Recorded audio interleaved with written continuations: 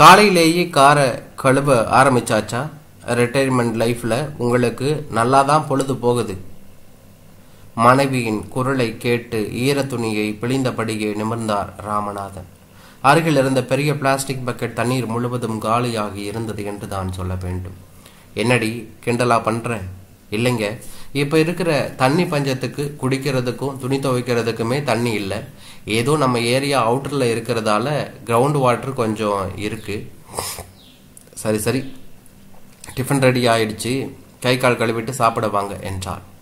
நடுத்தர வர்க்கத்தினர் என்று சொல்ல முடியாவிட்டாலும் அதை சேர்ந்தவர் போல தன்னை காட்டிக் கொள்வதில் ராமநாதனுக்கு விருப்பம் அதிகம். தனியார் நிறுவனத்தில் பணியாற்றி ஓய்வு பெற்றவர் என்று தான் சொல்ல வேண்டும். கார் வாங்க வேண்டும் என்பது அவரது வாழ்நாள் கனவு. மனைவி செண்பகத்துக்கு அதில் அவ்வளவாக விருப்பமில்லை. எப்படியோ அவளிடம் கெஞ்சி கூத்தாடி தன்னிடம் இருந்த கொஞ்ச நஞ்ச பணத்தில் 6 மாதங்களுக்கு செகண்ட் ஹேண்ட் கார் ஒன்றை வாங்கினார். சிகப்பு நிறம்தான் அவருக்கு பிடிக்கும் என்றாலும் வெள்ளை நிறத்தில் தான் அவருக்கு வாகனம் அமைந்தது. 5 வருடங்களில் 30,000 கிலோமீட்டர் ஓடிய நிலையில் வண்டி நன்றாக தான் இருந்தது. சிறு வயதிலிருந்தே இருசக்கர வாகனம் ஓட்ட கற்றுக்கொள்ளாமலேயே இருந்து விட்டார் என்று தான் சொல்ல வேண்டும். வேலைக்கு சென்று வந்ததெல்லாம் கூட கம்பெனி பஸ்ஸில் தான். கார் வாங்கிய புதிதில் அவருக்கும் செண்பகத்துக்கும் அடிக்கடி விவாதம் நடக்கும். கார் வாங்கிய பிறகுதான் அதை அவர் ஓட்ட கற்றுக்கொண்டார். தேவையா உங்களுக்கு இந்த வயதில்? எதுக்காக மெனக்கெடணும்? ஒரு ஃபோன் செஞ்சா ஓலா ஊபர் வாடகை வண்டி வாசல்ல வந்து நிற்கும். வீடு வாசல் வாங்க வழி இல்லை, இதுல கார் அவசியமா? வாடகை வீட்டில் நிறுத்துறதுக்கு கூட வசதி இல்லாம ரோட்ல நிறுத்த வேண்டி இருக்கு. வீட்டுக்காரர் வரும்போதெல்லாம் காரையே பார்த்துட்டு போறார். எப்போ வாடகை ஏத்திடுவாருன்னு எனக்கு பயமா இருக்கு. அதெல்லாம் அந்த காலம், இப்போ இதெல்லாம் சகஜம். காரு 2 வீலர்னு இப்போ எல்லா வீட்டிலும் வண்டி இருக்கு. அதை விடு, உன் பொண்ணும் பேத்தியும் இங்க வரும் போதெல்லாம் அவங்க வீட்டில் இருக்கிற மாதிரியே கார்ல தான் எங்கேயும் போகணும்னு சொல்றாங்க. பஸ்ஸில் எங்கேயும் போறதில்லை. ஒவ்வொரு முறையும் அவர் கார் ஓட்டி சென்று திரும்பி வரும் வரை அவர் மனைவி குழந்தையை பள்ளிக்கு அனுப்பிய தாயை போல தவியாய் தவித்து விடுவார். பார்த்து போங்க, வேகமா ஓட்ட வேணாம், கவனமா இருங்க என்று 10 முறையாவது சொல்லிவிடுவார். அதற்கு காரணமாக அமைந்தது ஒரு சம்பவம் என்று தான் சொல்ல வேண்டும். ஒரு நாள் மனைவியுடன் கோவிலுக்கு சென்று திரும்பி வருகையில் ஸ்பீட் பிரேக்கர் ஒன்றின் முன் காரின் வேகத்தை குறைக்க பின்னால் பைக்கில் வேகமாக வந்து கொண்டிருந்த கல்லூரி மாணவன் ஒருவன் சட்டென்று பிரேக் போட முயன்று இயலாமல் அவரது வாகனத்தின் பின்புறத்தில் டம் என்று மோதிவிட்டான். அதிர்ச்சியில் வாகனத்தை நிறுத்திவிட்டு கதவை திறந்து காரின் பின்புறம் வந்து பார்த்தார். அந்த இளைஞனின் பைக் ஒரு புறம் கிடந்தது, அவன் மறுபுறமாக விழுந்து கிடந்தான். நல்ல வேளையாக அந்த நேரத்தில் வேறு வாகனங்கள் பின்புறம் வரவில்லை. அந்த இளைஞனுக்கும் பெரிதாக காயமில்லை. அவனை கைப்பிடித்து தூக்கிவிட்டார். அதற்கு பிறகுதான் காரின் பின்புறத்தை கவனித்தார். நன்றாக அடி வாங்கி வந்தது அப்பளம் போல நசுங்கி போயிருந்தது. தனது கனவு வாகனத்தில் இப்படி சேதமாகிவிட்டது அவருக்கு வருத்தமாக இருந்தது. அவனது பைக் சரிந்ததில் இண்டிகேட்டர் லைட் மட்டும் உடைந்திருந்தது. காரில் பின்புறத்தை சரி செய்ய எப்படியும் 4000 அதற்கு மேலும் செலவாகும் என்று தோன்றியது அவருக்கு. இருந்தாலும் அந்த இளைஞனுக்கு பெரிதாக காயம் ஏற்படவில்லை என்பது அவருக்கு நிம்மதியாக இருந்தது. ஏன்பா, பார்த்து வரக்கூடாதா? இப்படியா வந்து மோதிடுவ? பலமா அடிபட்டிருந்தா என்ன ஆயிருக்கும்? அப்படி என்ன தலை போற அவசரம்? அந்த இளைஞனிடம் சற்று கோபமாக சத்தம் போட்டார். யார் செய்த புண்ணியமோ அவன் தலை போகவில்லை என்று மனதுக்குள் நினைத்து கொண்டார் என்றுதான் சொல்ல வேண்டும். ஜீன்ஸ் பேண்ட் டி ஷர்ட்டில் தாடியுடன் இருந்தவன் தன் மீது தவறு இருந்ததால் பேச முடியாமல் சில வினாடிகள் திகைத்து நின்றான். காரின் பின்புறத்தை பார்த்ததும் அவன் முகம் அதிகமாக கலவரப்பட்டது. எங்கே தன்னிடம் கார் டேமேஜ் ஆனதற்கு பணம் கேட்டு விடுவாரோ என்ற பயத்தில் அந்த இளைஞன் சாரி சாரி சாரி சார், மன்னிச்சிடுங்க என்று அவரிடம் பலமுறை மன்னிப்பு கேட்டு கொண்டிருந்தான் என்று தான் சொல்ல வேண்டும். உன் பேர் என்ன? எங்க இருக்க? வீடு எங்க இருக்கு? என்று பேச ஆரம்பித்தார். முருகன் சார், இன்ஜினியரிங் காலேஜில் படிச்சுக்கிட்டு இருக்கேன். காலேஜ் ஹாஸ்டலில் தங்கி இருக்கேன். எந்த ஊருப்பா? உங்கள் அப்பா கிட்ட பேசணும், ஃபோன் நம்பர் சொல்லு என்று சொன்னார். வேண்டாம் சார், நான் தஞ்சாவூர் பக்கம், அப்பா கிராமத்தில் விவசாயம் பண்ணிக்கிட்டு இருக்கிறார், அவருக்கெல்லாம் சொல்ல வேண்டாம் சார் என்று சொன்னான் என்று தான் சொல்ல வேண்டும். அவனை பார்க்க பாவமாக இருந்தது. அவன் மேல் பரிதாபப்பட்டு சரி பார்த்துப்போ, இனிமே இப்படி வேகமாக வண்டி ஓட்டாது என்று சொல்லி அனுப்பிவிட்டார் என்று தான் சொல்ல வேண்டும். அவர் மனைவி செண்பகமோ, இனிமே உங்க கூட கார்ல வர்றதுக்கு எனக்கு பயமாயிருக்கு. அந்த பையனுக்கு ஏதாவது ஆகியிருந்தா என்ன ஆயிருக்கும்? யார் பொறுப்பு? தேவையா இந்த கார் பயணம் என்றாள் என்று தான் சொல்ல வேண்டும். அதற்கு பிறகு சில நாட்கள் அந்த காரை ஓட்டாமல் போர்த்தி வைத்திருந்தார். 2 வாரங்களுக்கு பிறகு காரை சரி செய்து மீண்டும் பழையபடி எடுத்து ஓட்ட ஆரம்பித்து விட்டார். அன்று அவருடைய நெருங்கிய நண்பர் சுந்தரம் ராமநாதனை பார்க்க வீட்டுக்கு வந்திருந்தார் என்று தான் சொல்ல வேண்டும். என்னப்பா, ரிட்டையர்மெண்ட் லைஃப் எப்படி இருக்கு என்று கேட்டார். ஏதோ போய்கிட்டு இருக்கு என்றவர், நான் கார் வாங்கி இருக்கிறேன், உனக்கு காட்டணும்னு நினைச்சேன், வாசல்ல நிக்குது, வா பார்க்கலாம். பொறுமையாக தனது காரை காட்டினார். பிறகு இருவரும் காஃபி சாப்பிட்டு கொண்டே பேசிக்கொண்டு இருந்தார்கள் என்று தான் சொல்ல வேண்டும். எனக்கு ரிட்டையர்மெண்ட் லைஃப் ரொம்ப போர் அடிக்குது, எங்கேயாவது பார்ட் டைம் வேலை கிடைச்சதுன்னா சொல்லு, கொஞ்சம் வருமானமும் கிடைக்கும் என்ற ராமநாதனின் மனதுக்குள் கார், பெட்ரோல் மற்றும் இதர செலவுகளுக்கு ஆகும் என்று நினைத்து கொண்டார் என்று தான் சொல்ல வேண்டும். அப்போது சுந்தரம் தனது நண்பர் ஒருவரின் கம்பெனியில் பகுதி நேர வேலைக்கு ஆள் தேவைன்னு சொல்லி இருந்தது நினைவுக்கு வர, இருப்பா, என் ஃப்ரெண்டு ஒருத்தர்கிட்ட இப்போதே கேட்டு பார்க்கிறேன் என்றவர் அவருக்கு உடனடியாக போனும் செய்து விட்டார் என்று தான் சொல்ல வேண்டும். மறுமுனையில் பேசியவர் தான் இப்போது வெளியூர்ல இருப்பதாகவும், நாளை மதியம் சென்னைக்கு திரும்பி மறுநாள் காலை மும்பைக்கு 15 நாட்கள் பிசினஸ் விஷயமாக செல்ல இருப்பதாகவும் கூறினார். மறுநாள் மாலையில் 7 மணிக்கு மேல் வேலை விஷயமாக தன்னை வந்து சந்திக்குமாறும் கூறினார். சுந்தரத்தின் முகத்தையே பார்த்து கொண்டிருந்த ராமநாதனிடம், உன் நல்ல நேரம், நாளைக்கே உனக்கு வேலை கிடைச்சாலும் கிடைச்சிடும். நான் சொல்ற அட்ரஸுக்கு போய் சுந்தரமூர்த்தி சாரை பார்த்துடு. நாளைக்கு மறக்காம ஈவினிங் 7 மணிக்கு மேல போய் பார்த்துட்டு வந்துடு என்றார் சுந்தரம் என்று தான் சொல்ல வேண்டும். சற்று நேரம் பேசிவிட்டு விடைபெற்று சென்றார் சுந்தரம் என்று தான் சொல்ல வேண்டும். இந்த விஷயத்தை மனைவியிடமும் சொல்ல, பேஷா போயிட்டு வாங்க, எனக்கு கொஞ்சம் வீட்டில் நிம்மதியா இருக்கும் என்றார் என்று தான் சொல்ல வேண்டும்.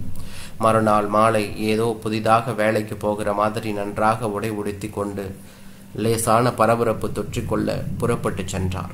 இரவில் சாலையில் வாகனத்தை செலுத்துவது ராமநாதனுக்கு சற்று சவாலாக இருந்தது. எதிரில் வரும் சில வாகனங்களின் முகப்பு விளக்குகள் அதிக பிரகாசத்துடன் முகத்தில் அடித்தன. எனவே காரை மெதுவாகவும் கவனமாகவும் ஓட்டிக்கொண்டே சென்றார். அப்போது எதிர்ப்புறமாக விலை உயர்ந்த கார் ஒன்று வேகமாக வந்து கொண்டிருந்தது. முகப்பு விளக்குகள் போதாதென்று கண்களை பொசுக்கும் வகையிலும் கூடுதலாக LED விளக்குகளும் அதில் பொருத்தப்பட்டிருந்தன. விளக்கிலிருந்து விழுந்த வெளிச்சம் பூதாகரமாக அவர் கண்ணில் விழுந்தது. ஓரிரு வினாடிகள் எதுவும் தெரியவில்லை. அந்த அபரிமித வெளிச்சத்தில் முதலில் சற்று தடுமாறினாலும் கவனமாகவே இருந்தார் ராமநாதன். ஆனால் எதிர்புறம் செல்போன் பேசிக்கொண்டே வேகமாக கார் ஓட்டி வந்தவர் தனக்கு இடதுபுறமாக நெருக்கமாக கடந்த ஒரு இருசக்கர வாகனத்தில் மோதிவிடாமல் இருக்க தனது வாகனத்தை சற்று வலதுபுறமாக சற்று அதிகமாக பிடித்தார். இதை சற்றும் எதிர்பாராத ராமநாதன் தனது வாகனத்தை பிரேக்கை அழுத்தி தானும் இடதுபுறமாக சற்று விலக முயன்றார். ஆனாலும் அதற்குள் எதிர்பாராத விதமாக இருவரின் வாகனங்களும் உரசிக்கொண்டன என்றுதான் சொல்ல வேண்டும். இரு வாகனங்களிலும் முன்புற விளக்குகளும் சேதமாகி இருந்தன. கூடுதலாக அந்த விலை உயர்ந்த வாகனத்தில் பேனட்டும் சேதமாகி இருந்தது என்றுதான் சொல்ல வேண்டும். அந்த காரிலிருந்து இருவர் இறங்கினார்கள். ஒருவர் பார்ப்பதற்கு பெரிய மனிதரை போல் இருந்தார். நல்ல உயரமாக ஆஜானுபாகுவாக இருந்த அவரின் கை விரல்களிலும் முகத்திலும் பளபளவென்று தங்கம் ஜொலித்தது. மற்றொருவர் அவருடைய உறவினர் என்பது பேச்சில் தெரிந்தது. தன் மீது தவறு என்றாலும் வாகனத்திலிருந்து இறங்கி தன் வாகனத்தில் சேதமாக்கி இருப்பதை பார்த்த உடனே அவர் பேச ஆரம்பித்தது வேறு விதமாக இருந்தது. ஏயா, எல்போர்டு போட்டுக்கொண்டு இப்படியா கண்ணு மண்ணு தெரியாம கார் ஓட்டிட்டு வந்து இடிக்கிறது என்று அப்படியே கதையை தான் மாற்றி ராமநாதன் மீது பழி போட்டு விட்டார். சர்க்கரை மற்றும் இரத்த அழுத்த நோயாளியான ராமநாதன் பதட்டத்திலிருந்து மீள்வதற்குள் உரத்த குரலில் பேச ஆரம்பித்து விட்டார். எதிர்புறமாக வந்தவர், பதிலுக்கு நீங்க தான் வேகமா வந்து இடிச்சிட்டீங்க என்று விவாதித்தார் ராமநாதன். ஆனால் அவரது விவாதம் ஈடுபடவில்லை. அந்த பெரிய மனிதர் தனது செல்பேசியில் யார் யாருக்கோ போன் செய்தார். மேலும் தன் செல்போனில் இருவரது வாகனங்களையும் மாற்றி படம் எடுத்தார். அவருடன் இருந்தவரோ ராமநாதனை முறைத்து பார்த்த வண்ணம் இருந்தார். இருட்டில் சாலையில் விபத்தை நேரில் பார்த்தவர் எவரும் இல்லை. என் காருக்கு ரொம்ப டேமேஜ் ஆகியிருக்கு, இதற்கு பதில் சொல்லுங்க, இல்லனா ஸ்டேஷனுக்கு போகலாம் என்றார். அவரை பார்த்தால் எதற்கும் தயாராக இருப்பவர் போல இருந்தது. அவரிடம் தர்க்கம் செய்து ஜெயிக்க முடியாது. மேலும் ஸ்டேஷனுக்கு எல்லாம் போய் பிரச்சனையை பெரிதாக்க விரும்பவில்லை ராமநாதன். அப்படியே போனாலும் அந்த மனிதரை எதிர்த்து தான் வாதம் எடுபடுமா என்பதும் தெரியவில்லை. ஒருவேளை தன் பக்கம் ஜெயித்தாலும் அதற்கு எவ்வளவு நேரமாகுமோ, அவருக்கு நேரத்துக்கு மாத்திரைகள் சாப்பிடாவிட்டால் உடல்நிலை மோசமாகிவிடும் என்று தான் சொல்ல வேண்டும். எனினும் ராமநாதன், சார், என் வண்டிக்கும் டேமேஜ் ஆகி இருக்கு, நம்ம 2 பேரும் அவங்க இன்சூரன்ஸ் மூலம் டேமேஜை சரி பண்ணிக்கலாம் என்று சொன்னார் என்று தான் சொல்ல வேண்டும். இப்போ நான் அவசரமாக போக வேண்டி இருக்கு என்றார் என்று தான் சொல்ல வேண்டும். அவசரமாக போக வேண்டி இருந்ததால் தான் வந்து இடிச்சிட்டிங்களா? எங்களுக்கும் வேலை இருக்கு. என்னோட காருக்கு டேமேஜ் அதிகமாக இருக்கு, செலவும் அதிகமாகும், இன்சூரன்ஸ்ல முழு தொகையும் கிடைக்காது. பக்கத்தில் இருக்கிற மெக்கானிக் ஷாப்பில் போய் எவ்வளவு செலவாகும் என்று கேட்டு முடிவு பண்ணுவோம் என்று சொன்னார் என்று தான் சொல்ல வேண்டும். இருவரும் அருகில் உள்ள மெக்கானிக் ஷாப்பிற்கு செல்ல அந்த மெக்கானிக் ஷாப்பில் இருந்தவர் இருவரது வாதத்தையும் கேட்டார். அப்பொழுது அந்த பெரிய மனிதரின் செல்பேசியில் அழைத்த சிலர் அவர் பக்கம் பேசுவதற்காக அங்கு வந்திருந்தார்கள். இந்த நிலைமையில் அந்த பெரிய மனிதர்களின் வாகனத்தை மட்டும் பரிசோதித்துவிட்டு 20,000 ரூபாய் வரை செலவாகும் என்று சொல்லிவிட்டார் மெக்கானிக் ஷாப்பில் இருந்தவர். மேலும் முகப்பு விளக்குகள் போன்ற எளிதில் உடையும் பாகங்களுக்கு இன்சூரன்ஸ் கவர் ஆகாது என்றும் அதற்கான செலவை தனியாக தான் செய்தாக வேண்டும் என்றார். அந்த வகையில் அவர் கணக்கின்படி இன்சூரன்ஸ் தொகை போக 7,000 ரூபாய் வரை செலவாகும் என்றார். ராமநாதனை பார்த்து, இன்சூரன்ஸ் போக மீதி தொகை மட்டும் நீங்க கொடுத்தா போதும் என்றார் அந்த பெரிய மனிதர் என்று தான் சொல்ல வேண்டும். ராமநாதனின் காருக்கும் கிட்டத்தட்ட 4,000 ரூபாய் வரை சேதாரமாகி இருந்தது. ஆனால் அதை பற்றி யாரும் அலட்டி கொண்டதாக தெரியவில்லை. மெக்கானிக் ஷாப் ஓனரிடம் கேட்டபோது 3,000 ரூபாய் வரை ஆகும் என்றார். உங்களுக்கும் இன்சூரன்ஸ் தொகை போக மீதி கை காசு கொஞ்சம் செலவாகும், அதை நீங்கள் தான் உங்களுக்குள் பேசி தீர்த்து கொள்ள வேண்டும் என்று சொல்லிவிட்டார் என்று தான் சொல்ல வேண்டும். ராமநாதனின் நண்பர் ஒருவர் இது போன்ற பஞ்சாயத்துகளில் கை தேர்ந்தவர். அவருடன் தொலைபேசியில் பேசி பார்த்தார். ஆனால் அவரோ வெளியூரில் இருப்பதாகவும் வருவதற்கு இன்னும் 3 நாட்கள் ஆகும் என்றும் சொல்லிவிட்டார் என்று தான் சொல்ல வேண்டும். பிறகு இருவரும் பேசி தீர்க்க முயல ராமநாதன் 6,000 ரூபாய் தர வேண்டும் என்று முடிவானது. ராமநாதனின் செல்போன் எண்ணையும் விலாசத்தையும் பெற்றுக்கொண்ட அவர் தன்னுடைய செல்பேசி எண்ணையும் அவரிடம் தந்துவிட்டு இன்னும் 2 நாட்களுக்குள் பணத்தை கொடுத்து விட்டால் சுமூகமாக பிரச்சனையை முடித்து கொள்ளலாம் என்று சொன்னார் என்று தான் சொல்ல வேண்டும். அவருக்கு இருக்கின்ற வசதிக்கு இந்த தொகை ஒரு பெரிய விஷயமல்ல.